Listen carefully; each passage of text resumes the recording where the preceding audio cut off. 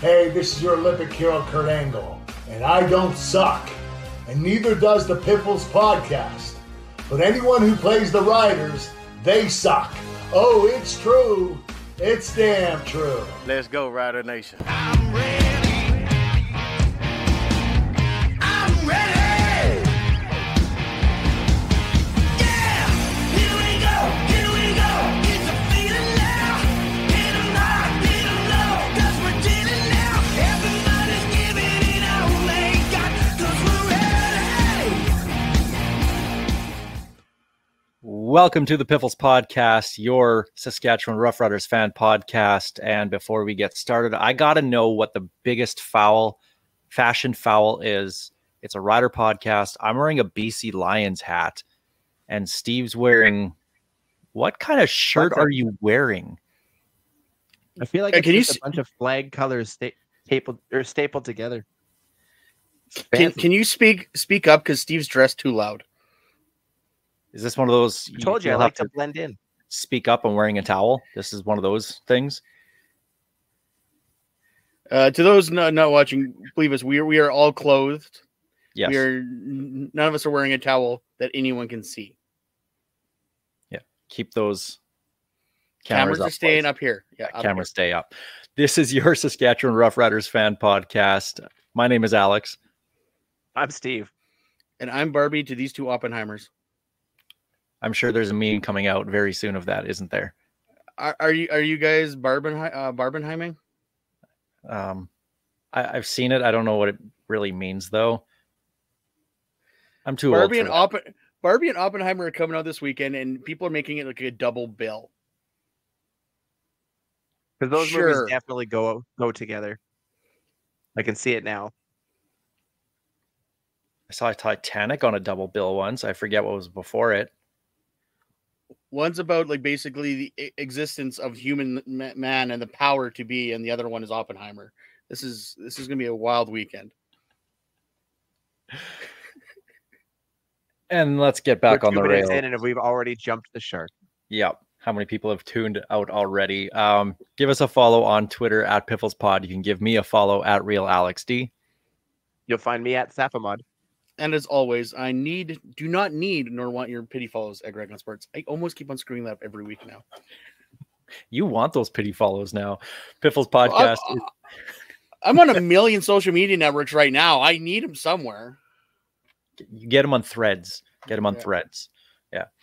Piffles podcast brought to you by our great friends at Dairy Queen on Elphinstone Street and Sass Drive in Regina. I'm trying to stay positive this week with the Riders. It's so hard right now. Time for the opening kickoff.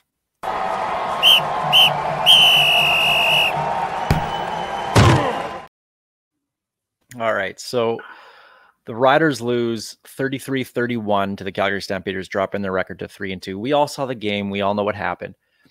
Going to start with the big news, obviously. Trevor Harris, the knee injury, basically a broken knee. They didn't rule him out for the year. Wishful thinking on my end. First off, it was bad. It looked really, really bad. It doesn't matter where you were sitting. You saw it in the stadium, and apparently on TSN, they just kept showing the replay over and over and over again. Like, stop doing that, guys. They Theismann him? Yeah. But that injury, just absolutely brutal. And I mean, you never see anybody want to get hurt playing sports. We know it's the thing. It happens. It's going to happen. But you always hate when you see it. And to see a guy who, only has less than 6 full games into his Rider career go down with an injury, it was devastating. It was like the hush over that stadium. I've never seen it go that quiet before. You knew it was serious when players from both teams were immediately on one knee. It wasn't one of those high five, guys down, kind of wandering around. Then everyone went down to him. It was almost immediate where the Stampeders were on one knee by the pile trying to find out what's going on with him. That was definitely like one of the most surreal moments especially at New Mosaic, but anytime I've been to a Rider game. don't see that with a lot of guys. That shows you, one, just how much respect Trevor Harris has around this league, and two, like you said, how serious that injury was right out of the gate. I'm guessing players heard something and knew right away that that was not good. I mean, anybody watching, you knew as soon as the guy fell on his leg, it was not going to end well.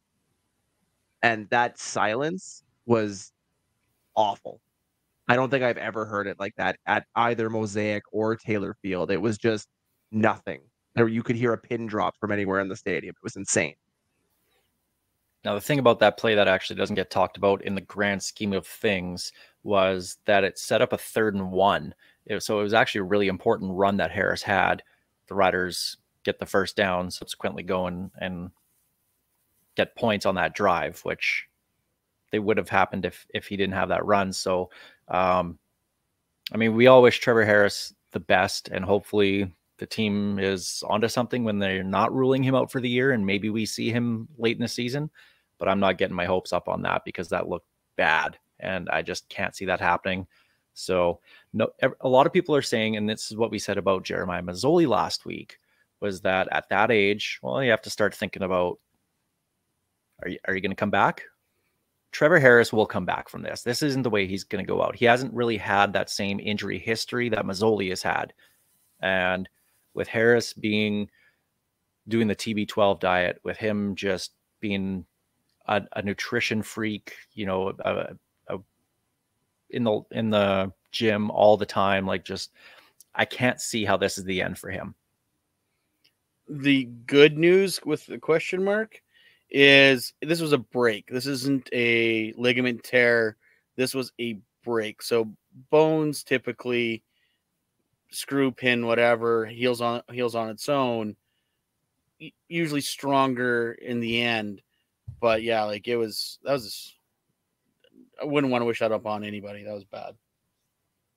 No, and it's additionally bad because he was, I think it was 100 and some yards short of 30,000 yards for his career. He was going to hit that at some point, either this game or next week. Those are milestones you want to be able to celebrate. And I don't want to see a guy end what I feel like is a Hall of Fame CFL career, maybe on the cusp, but I don't want to see it end, short of a milestone on a play like that. I feel like he will come back. And if you look at his Instagram post, he's already said he's coming back. He's not ending it like this. There's no chance that's how he goes out. And he's asked himself the question, why me? But not in the way most players would. I loved everything about his post after his surgery, because that's the positive attitude that you like to see. And hopefully it bodes him well for the next 4, 6, 8, 10 weeks, however long the healing process starts and takes. I'm with you, Alex. I don't see any way he comes back this year. Not with every recovery plan I've seen as a, Google doctor, but my doctorate took me 12 minutes, so maybe don't trust it all that much. So you did your own research? Always. Funny you mentioned a doctor, because surprise, we're going to talk about that a little bit later on. I have a question for you guys.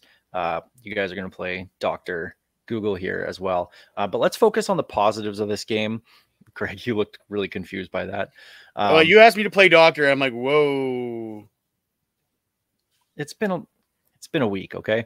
The positives of this game, you're not going to find too many, but Mario friggin' Alford. And I can't believe this guy has played only 19 games as a Rider and already has the franchise record for most return touchdowns with 6. This guy is a threat to score every single time. I thought he was going to break a third one, actually, in that game. So to have 2 punt returns in that game was it was wild. I've never seen anything like that. Closest I saw was Corey Holmes back in 2005. So Mario Alford, absolute beast, and just put him on offense already. Give him a screen pass here or there. Give him a hitch. Give him a jet sweep, something. Get him into space. This guy needs to touch the ball, because you look at the last couple games, he's the only guy that's been a threat. The Riders' offense has been non-existent against Edmonton and then against Calgary here until the last couple minutes of the game. non-existent. So they're scoring their only touchdowns from Mario Alford. You got to get this guy the ball. Well, that offense was flat, like flat with or without Trevor Harris. At the half, what was it, 84 yards total You're offense? 25 yards passing. It was just nothing was working. And if it wasn't for Mario Alford, especially that first half, keeping the Riders in the game, that could have been out of control in a hurry. The dude is lightning. You knew right off the bat it was going to be a tough game for the offense. Very first play of the game for the offense, Trevor Harris underthrew a wide open receiver, and if he hits him on the run, he's still running. He's at Moose Jaw, like he was long gone. There was nobody near him, and he just missed it.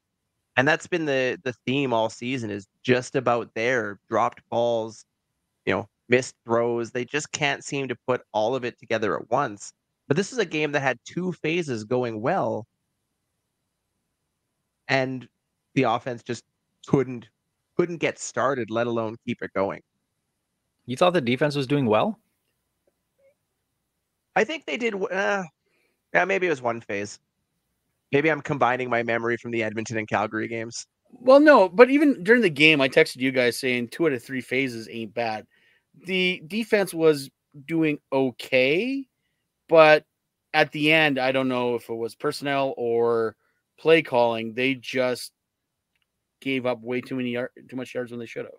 Okay, well let's jump to that defense then, because this is the part of the game that really cheesed me off, was the defense.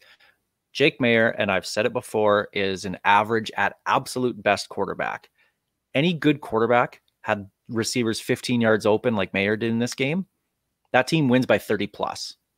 The fact that the Stamps didn't blow out the Riders, especially when the Riders weren't moving the ball on offense, just goes to show how bad Jake Maier is.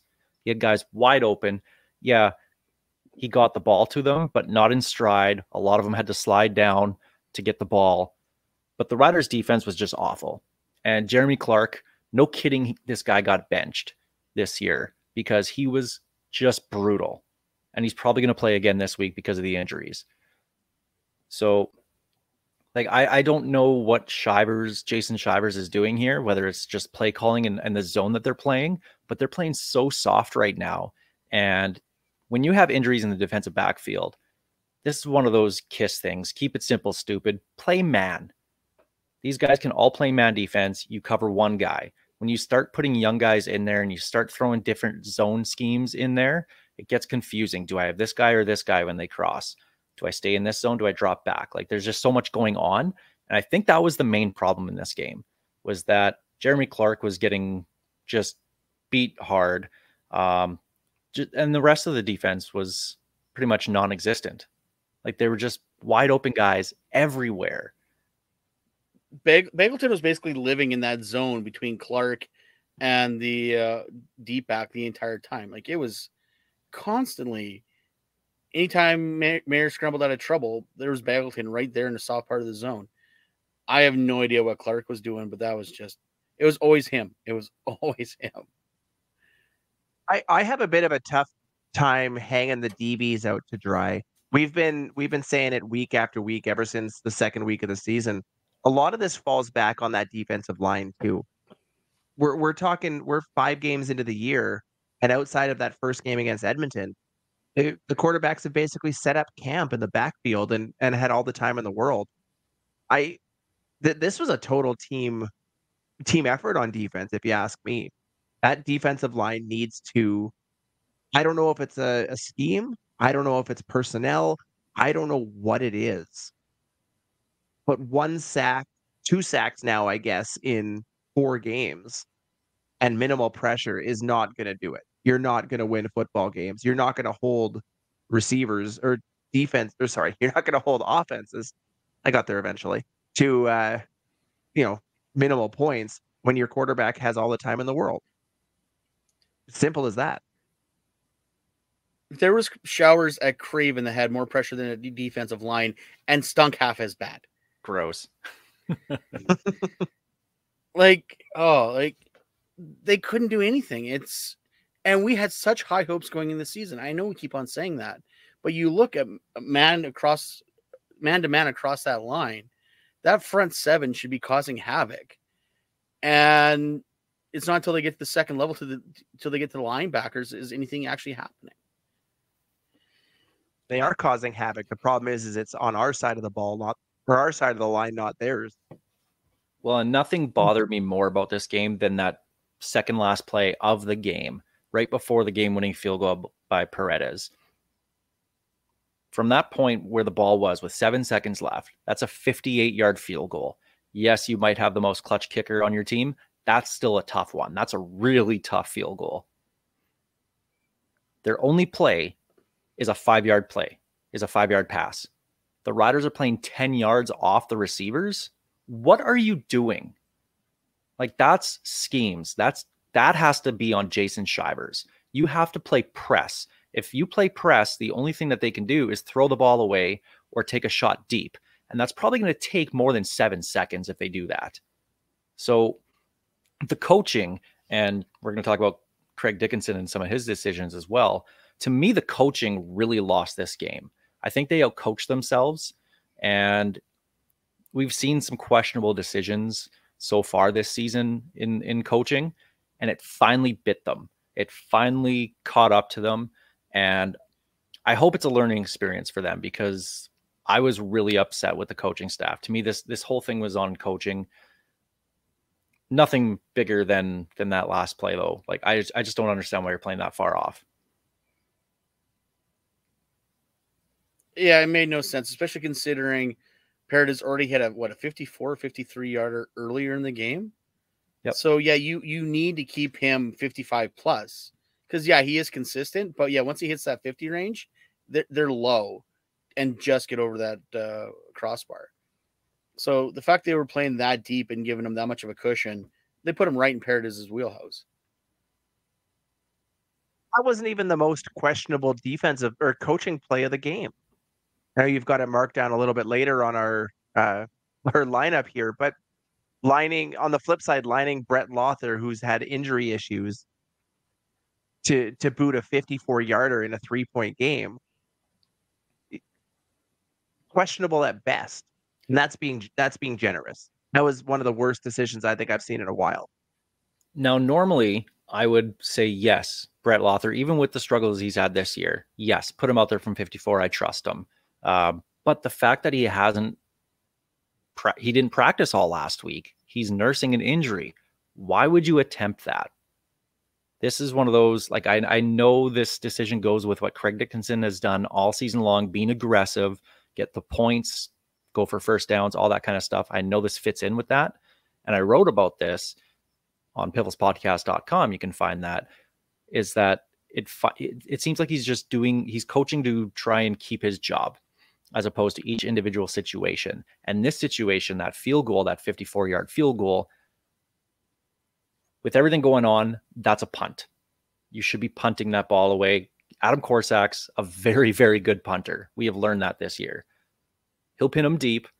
Take your chances with your defense that you'll get a stop, maybe after a first down or two, with how open they were leaving the receivers. But take the chances that you'll get a stop and you'll get the ball back and you get a chance to score a touchdown. That was a very bad call to me. And the worst part is, when you're kicking a field goal that deep and you miss, that is a return for a mile usually, because the guys are still blocking for the field goal, because you know they're coming, because the kick is usually going to be low. So it's not like they're going to back off a little bit and come for return. So I always hate that when they're going for that. If it's one thing when you know your kicker's got it and can hit those in his sleep, Lothar's not that guy right now. And that instantly flipped the field to Calgary. Like, huge. Okay, so to that point with Brett Lothar, obviously he's not right. The injury's there. Whatever else is going on, just him missing extra points early in the season, it's in between his ears as well. Do you sit him for a game or two and go with Campbell Fair just to see what he has? Because I think I do. I think I probably set Lothar for this game, and I know he's going to really push to play in Touchdown Atlantic, but If he can't practice, I'm not putting him in the game. You said it right there. He's already missed the first practice of this week. So we're already looking at another week where he might be sitting out all week just to kick on game day. My problem with Brett Lothar, it's not so much that he's missing, it's that he's short. The leg doesn't seem to be there. If he's hurt even a little bit, sit him for a week, rest him for this week, see how he is next week. But if he ain't practicing, he ain't playing. It's simple as that. Give Campbell Fair a shot. See what he's got. See if you've got anybody behind Lothar that can be reliable in case you need it. And let Lothar rest. It's just inconceivable that you would throw a guy out there for a 50-plus yarder. And yes, I'm sure he went to Lothar and said, "Are you good? Do you have the leg for this?" And every player is going to say yes to that. We know that. Of course. History. No player is going to go, "Nah, coach, I'm going to sit this one out. I don't want to make the big play." But he's not 100%. If he's not practicing, he is not 100%. And if he's not 100%, he shouldn't be trotting out there. Really simple as that. So what you're saying is Lothar's not Kyle Loxley. No, he is not.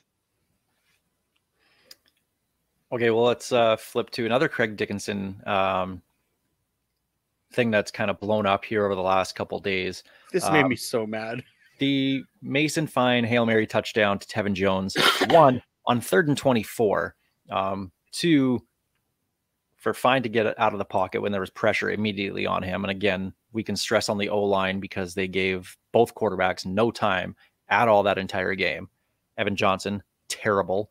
But I digress. Tevin Jones gets a lucky bounce on an underthrown ball that should have been intercepted or knocked down. Gets the ball, jukes out the last defender, scores a touchdown. Riders go ahead with the extra point. Once he caught the ball, I thought he was probably going to get tackled. I didn't think he'd get past the last defender. I kind of just thought, okay, there's lots of time on the clock. That's all right. Not a big deal. He scores. I'm like, yes, high five and everything around. And then I looked at the clock. I'm like, okay, now there's too much time on the clock. I'm like, but at the same time, you score there every single time. You don't know what's going to happen. So one, I think we all agree that yes, you score there, right? I don't think you guys are opposed to 100%. Right? And in that quick second, you don't have time to stop and look up at the clock because you're going to get absolutely popped by somebody. So Craig Dickinson said post-game, he told Tevin Jones, next time maybe look at the clock and slide down on the 1. And Tevin Jones reiterated that himself. I should have looked at the clock and slid down at the 1. No, that's not the play. You score every time you can. If you're leading by 1 point and you make a play like that, yes, you go down at the 1 and kill some clock. Especially in the NFL where you can actually kill the clock. CFL, it's a little bit harder to do that with the time rules. But what's your guys' take on Craig Dickinson post-game? And to be fair, he said after that, I mean, Tevin Jones does have to try and score there. So it felt like it was a really weird time to make a kind of a sarcastic comment by Craig Dickinson about taking a look at the clock. Like, to me, that it just felt weird. This was the time where Craig just said, "I love the guy," and just moved on. Because that was his catchphrase last year. Like, I don't know if it was open mic night or he's trying a new comedy routine just in case he gets fired. It was just, why even say that? Because then it became a story. It legitimate didn't need to be a thing. It's like all he could have said, Devin battled hard, he scored. We should have made a few more plays on defense. That's all you had to say there, and everyone would go, "Yo, no, you're right, coach. That's exactly what probably should have happened." But just rewinding back, can we talk about the arm on Mason Fine on that throw? I cannot believe he hit that pass that deep while running on the run for a guy like that's like 5'2" wearing platform shoes. Like, that was a hell of a throw. But yeah, like, Craig, I don't know what you're thinking, man. Just dumb comment. If the Riders were down by 2 and a field goal win, even then I could say, sure, go down at the 1, trust your kicker to make a 9-yard field goal. If you can't trust your kicker to make a 9-yarder, you maybe need a new kicker. But if you're down, we were down 6. We needed a score. There's no question there that he's got to run that in. Could he pull a Willie Jefferson and run along the end zone for a few seconds? Sure. But you know what? He was probably like the rest of the 30,000 people in the stands. All he was thinking about was, holy crap, how is this in my hands? Go. Like, I don't think there's a single fan there in the time between when he caught the ball and when he went down that thought, hey, he should probably stop there. Unless they were wearing red. It's nonsense to even think that. And for Craig to come out and honestly throw a player under the bus is very unlike him compared to what we've seen in the past. And I just don't understand why he does it. All that's going to do is get in Tevin Jones's head. And that's the last thing you need when we're down an entire starting receiving core, is to now get into another guy's head and get him thinking about every little decision. Just questionable at best, and add it to a long list of really questionable coaching calls in an already, we're talking 5 games into the year. And I think we can look back at every single game and pinpoint 2 or 3 things and go, that was kind of dumb.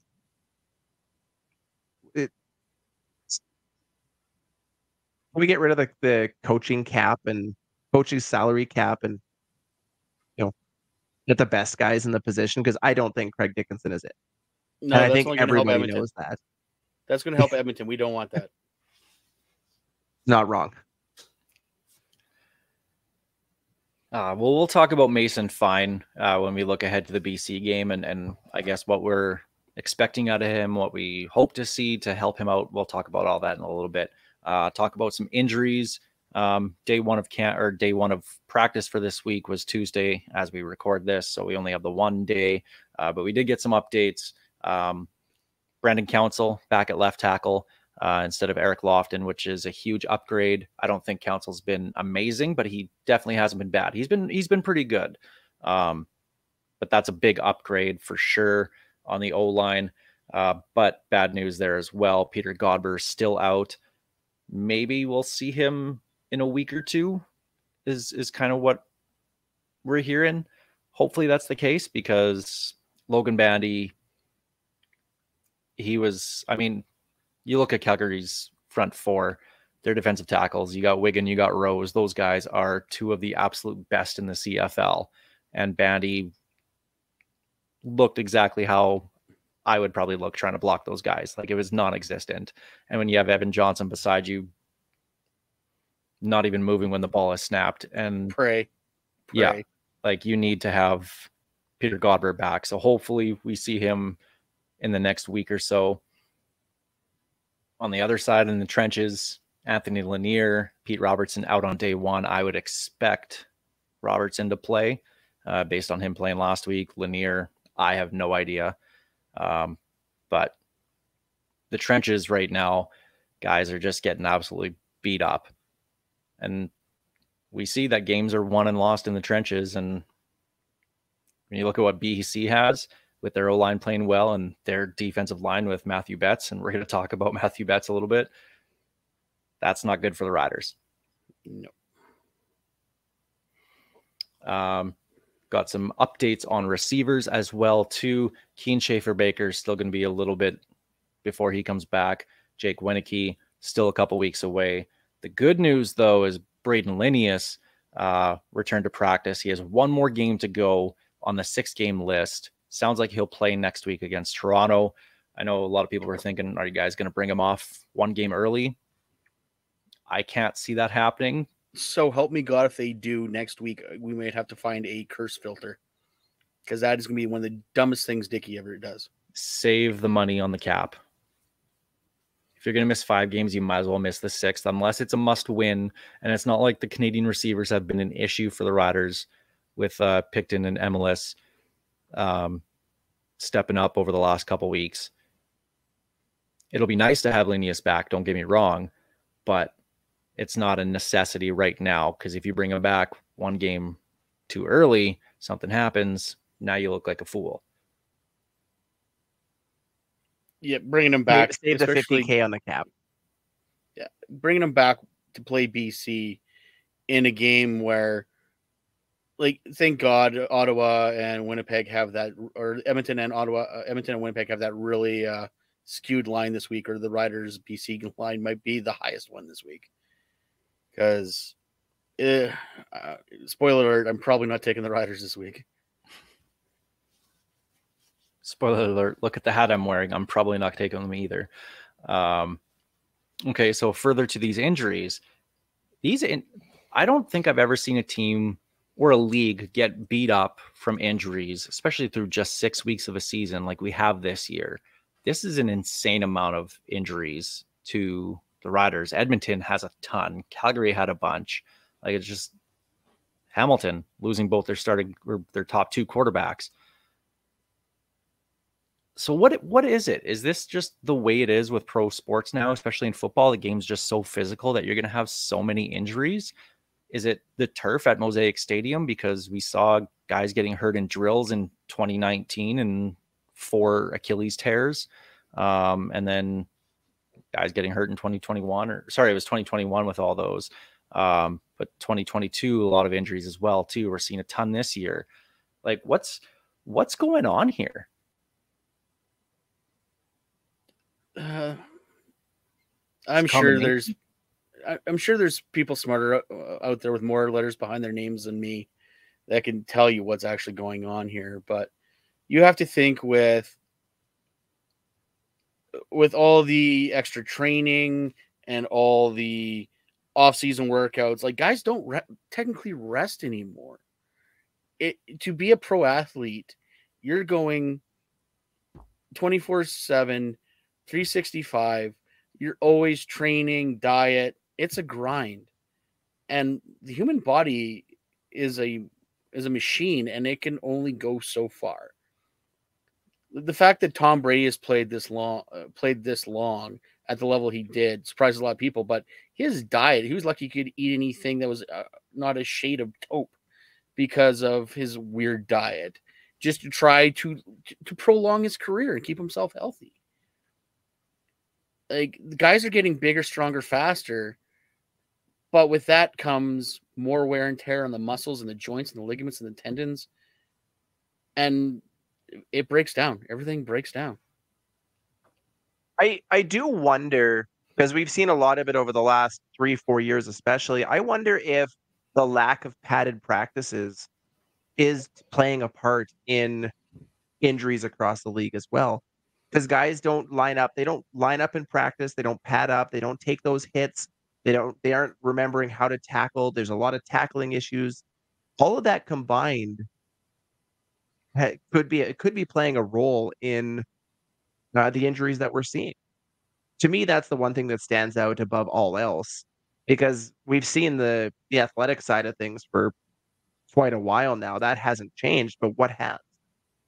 What's changed over the last 5 years that has caused a massive increase in injuries league-wide? For the Riders, it was Ivan leaving. So that makes me wonder, and this is a serious thing. I would actually really like to hear from head athletic therapist Greg Mayer, because he sees all the injuries, knows all about that kind of stuff, and dealing with the rehabs and all. He knows all that kind of stuff. That's a guy I'd like to hear from. I'm not sure how much he'd actually be able to say in terms of what's causing injuries, but I'm really curious, because it seemed like it's almost like its own endemic in the league, is that these injuries are getting more and more and more, and eventually it's going to hurt the game when you're losing your star players. You have, going into the season, your top 3 quarterbacks on paper were going to be Vernon Adams, Trevor Harris, and Bo Levi Mitchell. And 2 of those 3 are out. Zach Laros. And Zach Laros, yeah. Well, Winnipeg's whatever. They look so beatable, especially after losing to Ottawa. They don't even count anymore, and they're going to lose to Edmonton. Oh, no, they're not. No, they're not. Could you imagine, though? I'm just really, like, there's so many injuries, and I've heard Derek Dennis talk about the turf in Calgary and what they're playing on. So is that a thing as well, too? Like, I think there's so many factors But I'd be really interested to hear from athletic therapists around the CFL just to what they think is the cause of all these injuries. But I definitely think the rise of field turf has definitely not helped. Like I've heard horror stories of fields not being properly cushioned, so to speak, with the pebbles. It's been pressed down. It's not the same as playing on grass, and that's what reason why the NFL pushes for grass stadiums, even in the indoor ones where they truck the grass out and truck it back in. There's a reason why they're getting a lot of professional leagues around the world are getting away from the fake grass because you can't replace the real thing. Well, that's the opening kickoff presented by Kathy Festian of Royal LePage Regina Realty. We're going to jump now to our Churchill Brewing Company odds and end zones, taking a look around the CFL. And we'll start with the Edmonton Elks. They had that first game last week, losing, of course, because they were at home, pushing the losing streak to 20 straight home games, which is mind-boggling. Tied a record. Tied the record with, what was that, Cleveland Barons? Cleveland, no, it was the St. Louis Browns that moved to Baltimore. Browns, yes. So obviously the big talker there is about Chris Jones. Fire Chris Jones. That's all I'm seeing everywhere. Fire Chris Jones, fire Chris Jones. Ain't happening. As GM, it makes sense because you have G. Roy Simon there to step up and take over as GM roles. With the way that they're structured with Chris Jones doing GM, head coach, and defensive coordinator, all of a sudden you need a new head coach. Okay, sure, you could probably put Jarius Jackson or Stephen McAdoo in that spot, I guess, as the interim coach. I mean, they're 0-6. They're not going to make the playoffs. They'll be lucky to win. Cowards. What do you do at defensive coordinator? You put Demetrius Maxey, a defensive line coach, there, maybe. I don't know. But none of these guys, if you fire Chris Jones, none of these guys are back next year. So why would you want to go forward finishing out this year with guys you know you're not going to bring back? To me, that makes no sense. At least when Bobby Dice got his interim job in Ottawa, it was a tryout. None of these guys are going to be back. So do you guys think Chris Jones gets fired? Because I don't. No, Chris Jones is no matter what anyone says, Chris Jones is a genius. He hires guys to work underneath him that are just capable enough to do the job, but not good enough to surpass him. So they can't get rid of him. They legit cannot get rid of him because there's no one on staff. And with the coaching cap, they can't just bring someone in. This is how Chris Jones going to the Browns was probably the best thing that happened to the Riders, because this was probably what was going to happen to the Riders. And it kind of did, because on his way out, he made sure everyone got an extension, which hamstrung the Riders, which is why we got Coach Dickey. Because if that didn't happen and they could have cleaned house in the old system, it would have been complete, like a clean slate. But we had to hire within. So that's how Dickinson got his job. No one expected him to ever be a head coach. Like, Chris Jones does this wherever he goes. And it's great to finally see it's not happening to us. With Victor Cui coming out and saying that the contract is not the 4 one-year deals like was reported on 3 Down Nation, that it is a 4-year deal, there is zero chance that they're going to throw away 2 years of GM, head coach, DC, water boy, janitor, hotel organizer. Like, Chris Jones wears too many hats to even think about hiring him at this point, or honestly, next year either. There's too much money there, too many open spots, and not enough money to fill it. And that comes again. I talked about it earlier. The coach's cap is going to wreck this league. The fact that guys are basically stuck with people they don't want because they cannot hire people to replace them is awful. And it stops guys from getting those promotions, guys moving on. We're stuck with the old boys club. You know, it's a nonstop cycle that will not end as long as that cap is in place. And as much fun as it is to watch the Elks lose, and Lord knows we all grew up in an era where they didn't do that often, we love watching the team lose. But I'm not celebrating the current state of their franchise. It's not good for the league in any stretch. And if firing Chris Jones tomorrow could help them, as much as I hate it as a Rider fan, I love it as a CFL. You need a strong team in Edmonton. And right now, in my opinion, as long as he's there, you don't have that. Also, on this note, can we stop blaming Victor Cui for apparently handing Chris Jones the keys to the kingdom? Jones was hired by the Edmonton board before Cui was brought on. Edmonton did this completely backwards. I said it when they did it. It makes no sense.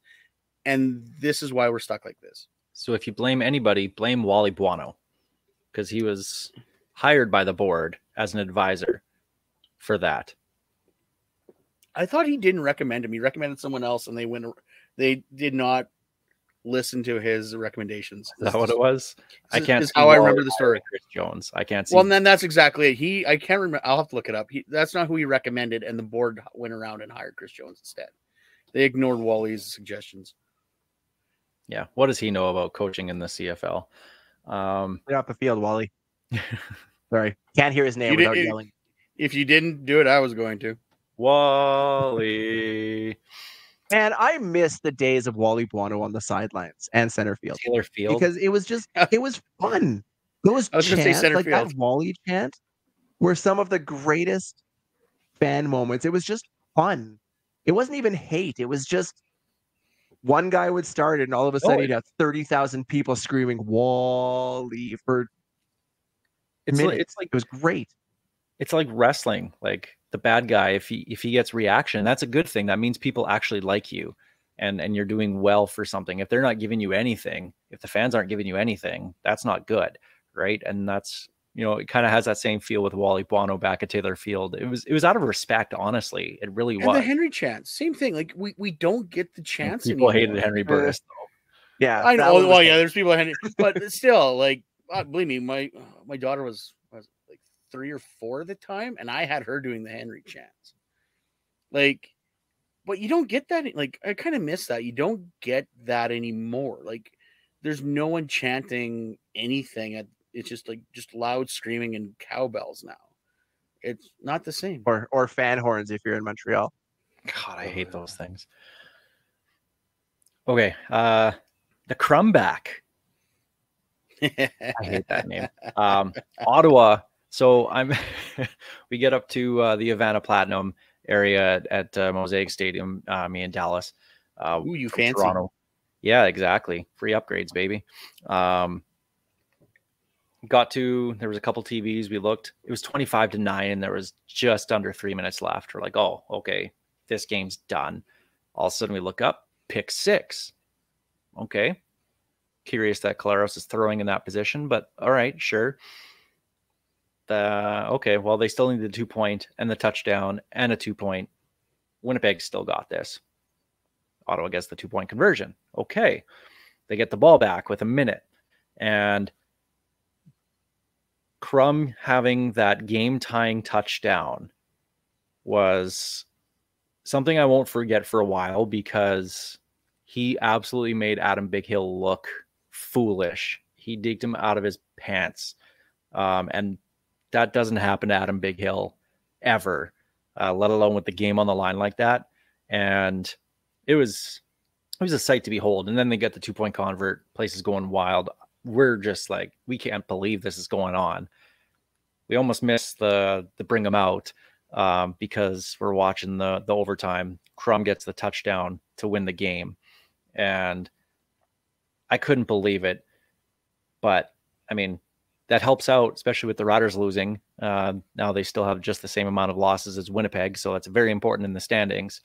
But it showed me a couple things. One, that, okay, well, if Crum is for real, that's a good thing. That's a good thing for the CFL, that this guy can kind of come out of nowhere, start one, beat the almighty Bombers, and especially in a place that's struggled, especially to get home wins. Now they have 2 in a row. Like, that's a good thing for the league. But it also showed me that Winnipeg's very, very beatable. And we've talked about how they've kind of gone down a little bit over the course of the year from the last couple of years. But going into going into Ottawa and blowing it the way that they did shows me that this team doesn't really need to be feared anymore. It showed me that Ottawa doesn't have a lot of wins, and this being like their second most important win in franchise history. Yeah, Milt Steagle's saying this is the biggest win the team has had since the 2016 Grey Cup. And he's 100% right, because when you're only averaging 3 wins a season, it's kind of hard to pick one that means more. And you're doing it against a team that has, for the last few years, while they may be on their downslide now, has been the top of the mountain. They've been team to beat. They don't lose a lot. So to pull that comeback against such a top tier team in their eyes, it's a big deal. It is celebratory worthy, but the way that they're going about it, my God. The shirts? You don't like the shirts? I think they're great, but it's a little over the top for me. Could you imagine if this is how Ottawa responds to a win like that? Imagine what happens when Hamilton wins a Grey Cup in 2036. They're going to go nuts. They're going to burn that city to the ground. Hey, I'm just saying, coming up with a clever T-shirt after a victory and selling a lot of them is a good idea. I know someone who did it. We did it for charity. Ottawa's trying to do it for dollar bills, y'all. So that's fine. But this is the marketing. I like this idea. This is the marketing that the league should do. I still can't believe that we jumped on the Jesus Sprinkles thing, and the Riders was like, I don't know, whatever, it's a thing. Go ahead, do what you want to do with it. So we did. But the fact that Ottawa's smart enough to jump on it and grab this momentum while people are still have it fresh in their head, it's going to be a good thing for the league. We need more of this. They should have done this back in the day when the Rocky Butler game. If they had shirts made up or something like that, I guarantee Rider fans would have bought them. People would still be wearing them to the games now. I see like 93 Grey Cup shirts all the time. But they look like they're preserved. Like, I'm sure they keep them in like Vaxio bags. Elsewhere around the CFL, Matthew Schultz placed on the 6-game list by Hamilton. Taylor Powell is going to start against Toronto. Mr. Perfect there was 1 for 1 for a touchdown. Yeah. Ticats did sign Antonio Pipkin out of necessity, basically. I don't know. That's just my heart goes out to Ticat fans. Like, they got nothing to look forward to this year with the Grey Cup coming, because it's just getting worse and worse. I can't honestly imagine what it feels like to sit and watch a year where your team is hosting the Grey Cup and you know damn well you're not going to be in it. That must feel awful. I've never experienced it as a Rider fan, other than every other time we hosted it, but 2013. I'd hope it. Whoa! I'd hope in 2003. Yeah, they got screwed out of a home playoff game in 2003 to begin with, but they also almost had that comeback against Edmonton in the West Final. Yeah, it was close, man. Way to ruin the punchline, you dicks. That's what we're here for, bud. Sorry, your shirt blinded me from the joke you were about to tell, so I couldn't get the visual cues. And one more, jealous. It's a top-notch shirt. One more thing here, Pro Football Focus, and we kind of joked about this last week in their grading of players, their weekly CFL honor roll. I have no problems with how they're going to try and figure things out. I know it's all based off of formulas and numbers and all that kind of stuff. Math. But how the hell does Kobe Williams, who exactly on special teams, grade out higher than Mario Alford for special teams, best special teams player of the week, when Mario Alford had 2 punt return touchdowns? This has nothing to do with the fact that he's a Rider and didn't get one. I don't know how. It's the 10th fan time. Called it out. It's the 10th time in CFL history that the same person had 2 punt returns in the same touchdown, and Gizmo had 3 of those. So this has only been done by like 6 guys. How that doesn't get you this honor roll thing is completely beyond me. Like when you're trying to market your stars and that's what this is doing, you're not marketing them very well if you're throwing up, oh, this guy graded out at a 90. Okay, well, what's it out of? Is it out of 100? Because if you ask me, Mario Alford was a 300 out of 100. Yeah, that made no sense to me either. But like I said, I saw it come up. I didn't really pay attention to it. And then it wasn't until I saw Deb of the Stamps fans there pointed out, and she was mad. It's like, how is Alford not one of these players? And she's right. Like, she's like, she would rather have Alford in there to help the league than have one of her own players in there. It's just, I like they're trying new things and they're trying to do all this stat stuff, but they still can't shoot straight when it comes to this stuff. I loved the idea of the PFF stats before we started to see the reality of them. But again, the fact that Montreal's O-line is basically the top 4 of 5 spots on their rankings through 5 weeks or 6 weeks is ridiculous. In fact, that Mario Alford is second to Kobe Williams, ridiculous. And we're seeing this in every week. There's somewhere where you look at it and just laugh at the numbers. And you know what? If its purpose is to get chatter and get people talking about it, it works. But it's not being talked about in a positive way. Nobody's looking at these things and going, you know what? I agree with that. That makes perfect sense.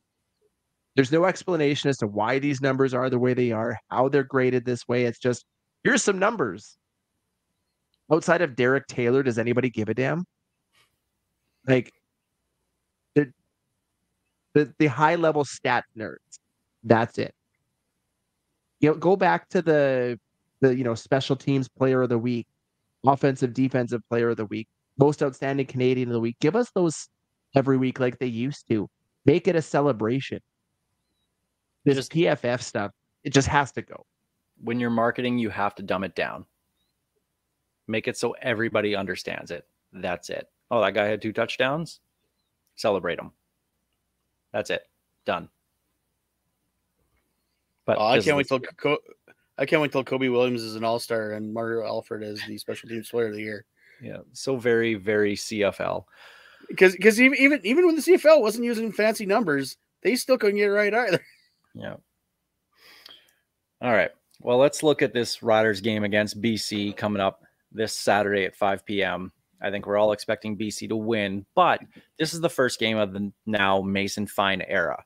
This could be a 2019 Zach Claros, Cody Fajardo thing, where we get a star quarterback out of nowhere that leads the Riders to basically the promised land.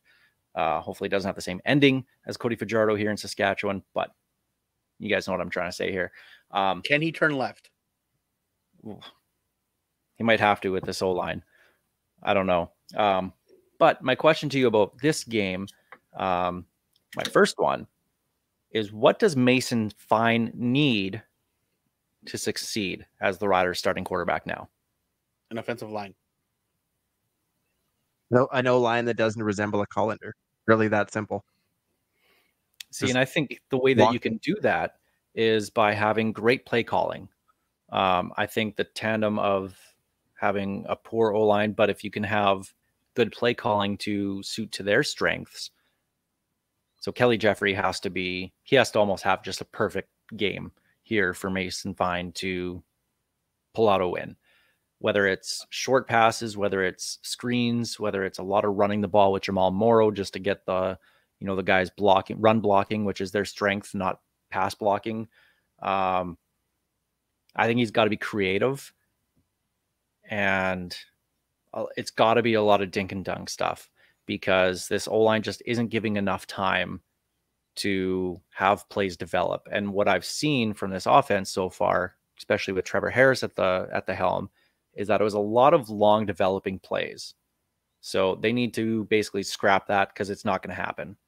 And maybe dumb it down for Mason Fine, not that he can't execute a more flashier offense or whatever, but just it's because It's because of the O-line, like you guys said. So I want to see Kelly Jeffrey. To me, this is the real test for him. What is he made out of? Because he has a young quarterback with a porous O-line instead of a vet quarterback with a porous O-line. My serious answer is they actually need to, you're right, play calling. I think they need to go to a play action based offense. Morrow Hickson, plus you can do the play options. Fine proved he can move. I think you need to get that defense on their heels. And as proven by that Hail Mary that he threw that bounced off a couple of Calgary defensive backs before Tevin Jones took it to the house, he does have a bit of an arm on him too. So you should be able to get the defense moving around to where you want them, and then you can start throwing those passes. But yeah, they have to get that defensive line on their heels, because the last thing you need is Matthew Betts just destroying you all game. But I think the one thing you said there stands out the most with Mason Fine. At least you have the ability to move the pocket around. One disadvantage to Trevor Harris is he's not the most mobile quarterback out there. The flip side is he knows how to get rid of the ball, so he works with what he's got. Mason Fine can at least move around and make things happen with his legs, which may force the defense to stay honest a little bit. And we saw on Saturday, he has a cannon for an arm. But Alex, you're right. It needs to be short, simple, get the ball out of his hands. They have a ton of playmakers on their offense and on the bench, Mario Alford, to get guys moving, get the ball in their hands, and keep Mason Fine upright. Because the O-line's not going to get better next week. Not against that defensive line. It's going to be terrifying. Like, this is the epitome of throw him to the fire. Now, with Matthew Betts having the season that he's having, already having 9 sacks they've only played 5 games, I think that's something you can try to exploit, because this guy's just going to pin his ears back and go. And especially against the Riders O-line, he's just going. I wonder if they try to attack him a little bit, throw the ball towards him, run towards him. I don't like that seems to be the way that offenses seem to try and stop guys like him. Use his aggressiveness to your advantage is the best exactly way to neutralize it. If you know a guy he's always going to pin his ears back, either you make him move to where he's not comfortable. So hopefully Jeffries is watching a lot of film and trying to figure out how to throw him off. Flipping over to the other side, the Riders defense. Vernon Adams has a plethora of receivers, easily the best receiving group in the league, in my mind. When they're all healthy, these guys are just incredible. I have a lot of worries about this. Now, in the first week of practice, Jeremy Clark wasn't in the halfback position. He was put out at corner, and Deontay Williams was moved inside. Williams has actually had a really good start to the year. I think they're trusting him a little bit more and more, getting him off a field corner and now putting him into the half, where he's going to probably be going up against Dominic Rhymes, Keon Hatcher in the slot a lot more. I don't know what to expect out of the defense. I like none of that. I hope they're playing man a little bit more than they're playing zone, because I just feel like Ferdinand Adams is just going to pick them apart if they play this really soft zone they've been playing. I love what I've seen out of Deontay Williams so far. He feels like the guy that's getting better week in, week out. He was a standout in training camp, and it was just a matter of waiting for him to get his chance. You knew he was the first guy up as soon as somebody got hurt. I love having him out there in a more important role.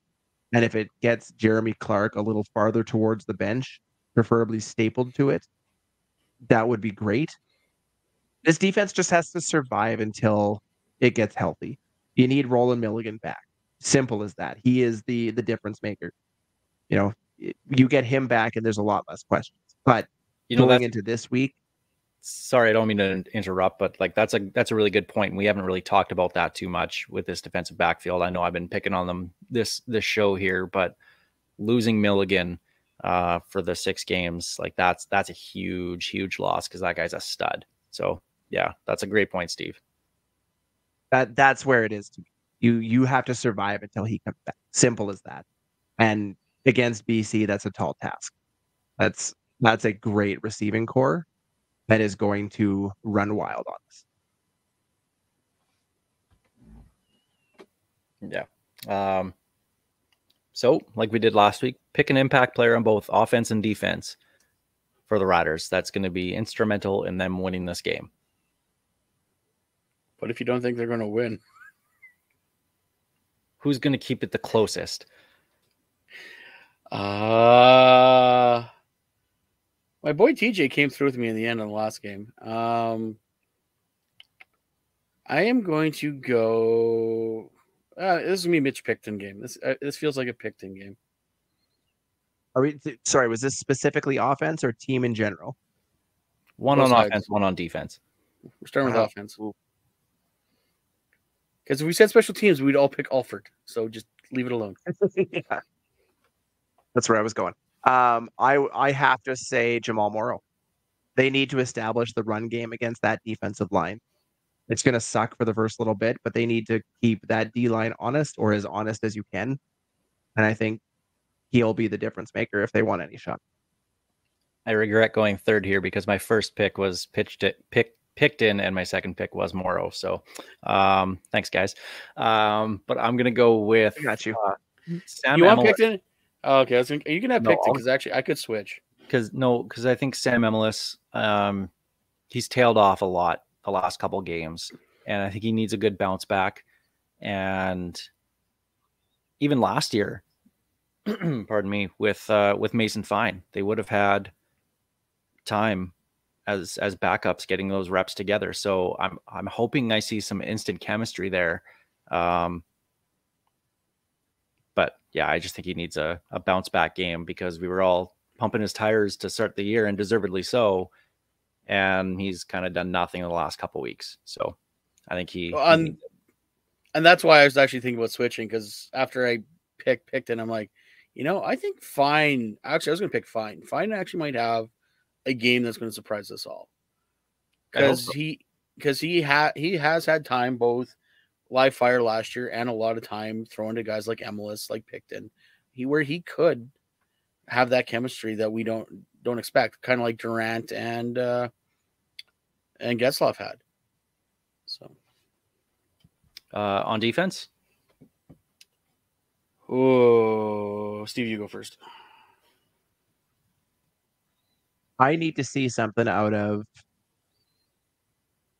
I would go with Pete Robinson and Anthony Lanier as a pair.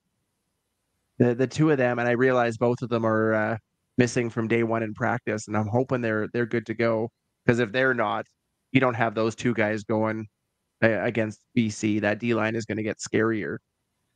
But assuming healthy, let's go with Pete Robertson. I need to see him have a light up game. He's getting paid a lot of money to not sack anybody, and that's got to change. They could pay me not to sack somebody. I'm going with Dalkey. I feels like some big Dalkey energy is coming this week. I really, even on special teams, I'm expecting him to have a few big hits this week and kind of set the tone for the team going forward. I think it's got to be Derek Moncrief. Since coming back, he's not been the same guy. He just hasn't really stood out. He started making some really good plays against Calgary. But I think he needs kind of that big breakout game for him just to get back on track this year and go back to being the all-star that we all know he is. So I'm going to go with Derek Moncrief. Hopefully he's gotten close to a couple interceptions this year. This is the week that hopefully we get Ferdinand Adams throwing in 6 interceptions. So yeah, I'll go with Moncrief. So we'll do our picks for the week here. The first game this week, 15.5. We already know what that is. Edmonton at Winnipeg. That's a big spread, guys. Like, this is pro football. Well, so the site I use every week is OddsShark. This is not a publicity for them. I'm just telling you. They actually open at 16.5. Oh, jeez. It is currently at 15. I mean, on paper, Winnipeg should cover that. They really should. And especially Winnipeg is minus 1,000 on the money line. oh yeah, it's not worth it. Jesus. I might put some money down on Edmonton just for fun. Plus 660 on the money line. That's not bad. I put $25 down and you're basically retiring. That's Not insane. that bad.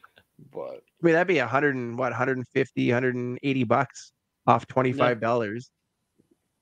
I mean, you're throwing away your $25, but what if, right? Nobody would have had them beating or losing to Ottawa either. I'll take yeah, I need to go. I need to go back, and I can't remember what Ottawa was, but yeah, anyone who had Ottawa on the money line last week was laughing. No one did, but the one person that did was great. I'm going to go with Edmonton covering. They're not going to win this game, but they'll cover.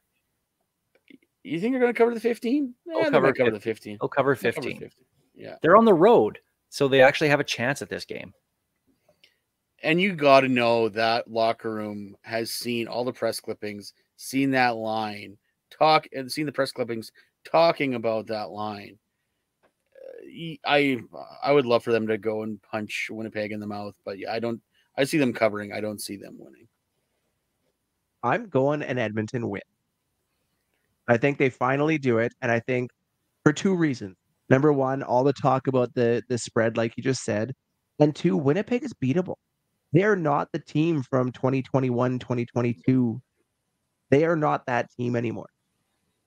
I don't think a 16-point spread is realistic. Now, having said that, they're going to win by 40 and make me look like an idiot.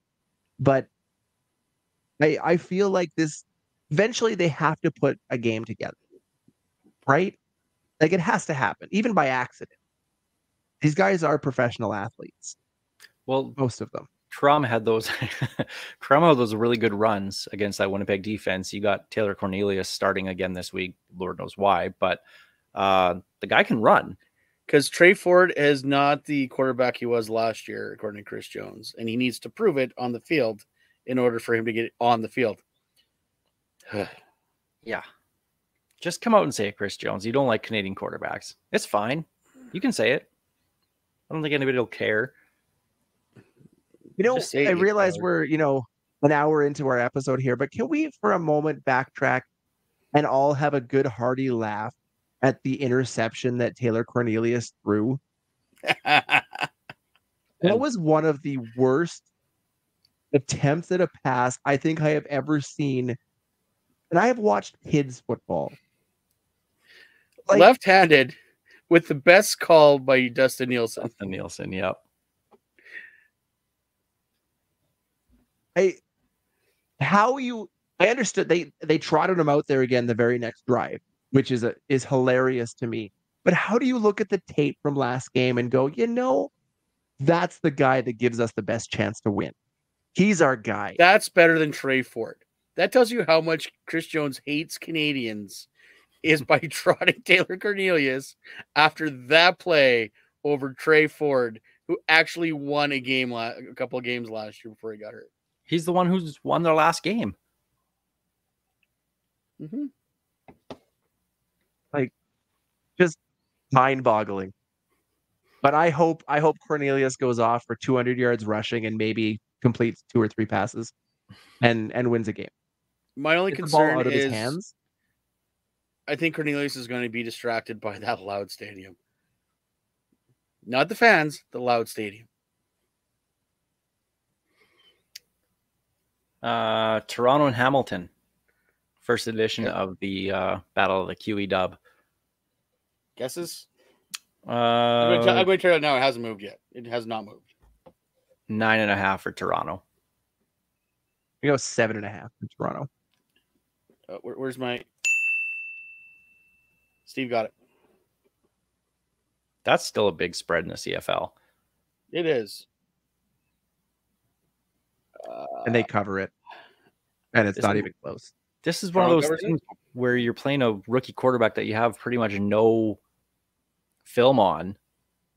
And these guys tend to have a really good game. So I can see how Hamilton can keep it close just based off Toronto knowing nothing about Taylor Powell. But Toronto's roster is stacked. And if Chad Kelly's not making errors, which he hasn't done all year long, they're not going to lose this game. I'll take Toronto to cover. Yeah, Toronto to cover. I don't see, unfortunately for Hamilton, this to be a fun one for them. Saskatchewan and BC. Riders at BC. Yep.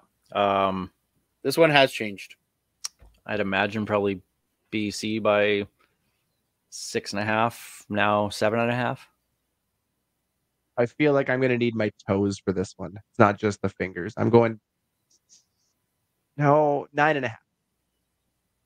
Okay, what starter is, first of all? I think it is 9.5, started at 10.5. You went the wrong direction. It started at 8.5 BC. It is now 10. Wow. Oh, it's not getting better for the Riders. But here's the BC. Yeah. I don't think BC is going to cover. I don't think the Riders are going to win. I think it's going to be like a 9-point game. I think that 8.5 was right. I don't see it hitting 10. Steve, we're going up against a quality offense here. We've been holding our own against the Calgarys and the Edmontons of the world. I see it hitting double digits, and I see it hitting double digits at halftime. But I guess the Calgary game was double digits against us at halftime too, so that's not that big of a thing. But just nothing about this game screams confidence to me. Our offense is struggling. Our defense is hurt and struggling. Unless Mario Alford can bust off 3 more touchdowns, I don't see this one being close. So BC and give me whatever spread. And that I hate saying that. Lord knows I'm the homer. And the final game of the week, going back to a Sunday night game, Ottawa at Calgary. This one has shifted. I would imagine it probably started Calgary like 5.5. Now it's at 5. Yeah. 6 down to 5. 6.5 down to 5. Started at 4.5 for Calgary. It's now 5.5, which surprises me. It's gone up after the comeback, after Winnipeg crumbled, if you will. Ha.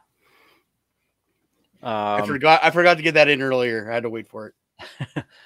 I'm still all against Jake Mayer. This guy is not good. Any quarterback would have beat the Riders by 30 plus last week with how open his receivers are. His receivers aren't going to get that open against Ottawa. Ottawa's defense actually isn't playing terribly this year. And they actually get pressure on the quarterback with Malden. I'm going to take Ottawa straight up to win. That's a plus 200. Actually, I like Ottawa straight up too. I'm not going to lie. Whatever Bobby Dice has them doing right now over the last couple of weeks, like I know one was against Edmonton, but once you start doing that, guys start to believe in you. Winning is a habit.